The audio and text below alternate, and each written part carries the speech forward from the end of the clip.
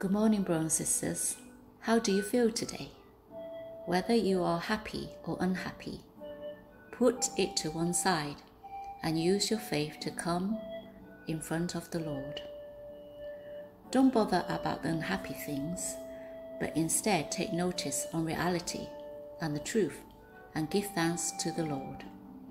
You are able to get up each day, to be able to breathe and live. You should give thanks to the Lord. Okay, today we will continue to talk about singing hymns and worship. We should work with the Holy Spirit, not wait for a revival or wait to be carried along with the waves of a revival. It is very important for us to collaborate, to arouse ourselves, and also help to arouse brothers and sisters. Therefore, it is important, no matter whether in the meetings or how you are with brothers and sisters on a day-to-day basis. In the past, there are some brothers and sisters who rarely voice out. In this case, I should voice out more, as it would encourage brothers and sisters. Don't let the atmosphere of the meeting and brothers and sisters make you low and down. Sometimes we will be disturbed by the enemy. So how should we deal with that?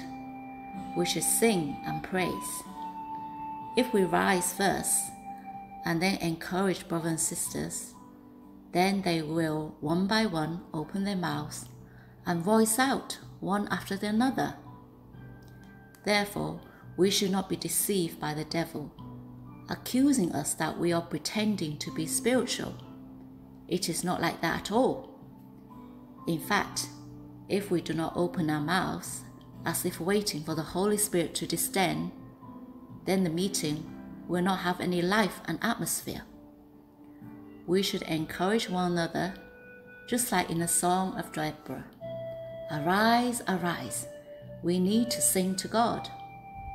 Therefore, singing songs is a way of encouragement.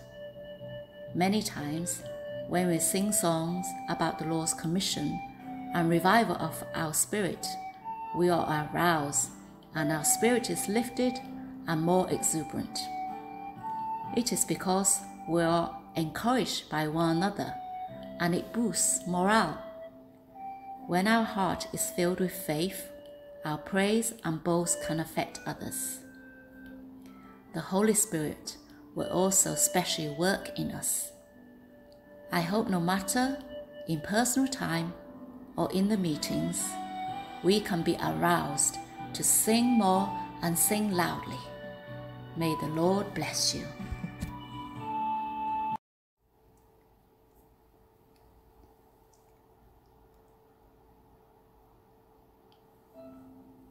Brothers and sisters, today we will read Song of Solomon, chapter 8, verse 7. The Bible reads, "Many waters cannot quench love, nor can the floods drown it. If a man would give for love all the wealth of his house, it would be utterly despised." So precious, the Lord's love cannot be put out by many difficulties. Even great turmoil cannot quench it. His love overcomes all. Here, it particularly mentions that if anyone was to exchange the world's wealth for this love, will be utterly despised. Actually, this verse has another translation. It can be translated as, if anyone uses the wealth of his household in exchange for this love, what he gains is utterly despised. What this means is that if you were to use money in exchange for this love, what you gain will be despised. Because this kind of action is a shameful act. God's everlasting love, unselfish love, invaluable love, isn't this a shameful act to link it with money? Here it made me think also that our relationship with God, this love is established upon our love and relationship with the Lord. Just like a relationship bank account. Have we increased? Have our relationship with the Lord day by day increased? If this account is zero or negative balance, this relationship will be shaken. Not that the Lord is shaken, but we have lost the relationship and interflow with the Lord. Brothers and sisters, I hope that we can be encouraged to increase in our relationship bank account with the Lord every day. The Lord's love, nothing can be replaced or exchanged. He is worthy of our time and life to enjoy and experience Him.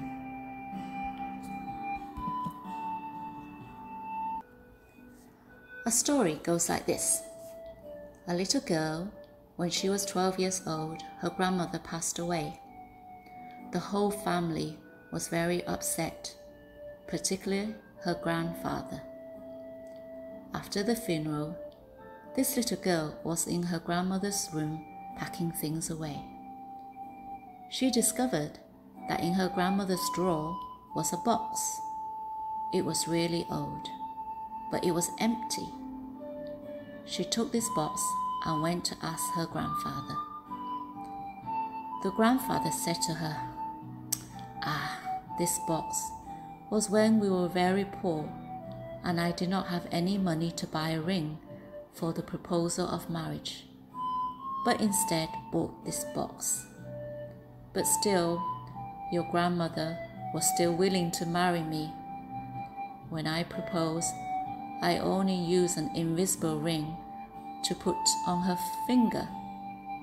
I promised that in the future, when I have money, I will buy her a real diamond ring. After, when I did have money, many times I told her I would buy her a ring, but she didn't want to have it. At this moment, the girl saw a note in the box and handed over to her grandfather. He read the words, and his mouth trembled as he read it. The note said, "My dearest, I have never minded if you had money or not. On that day, I remember when you put that invisible ring on my finger. Even until now, I have not forgotten. I do not need you to buy me a ring, because in my heart, the most beautiful ring was on the day you proposed to me, holding this box. I have been wearing it ever since. A more expensive ring cannot be compared to this true love and promise. Thank you for being with me all my life." In her heart, the little girl suddenly remembered she had often seen her grandmother looking at her right hand, as if admiring a beautiful thing. She was in fact not looking at her fingers, but a sparkling engagement ring in her heart. The girl saw her grandfather's eyes filled with tears. The grandfather received real comfort. He knew true love cannot be bought with money. He had all along been enjoying this true love. May the Lord bless you all. May you enjoy this invaluable love.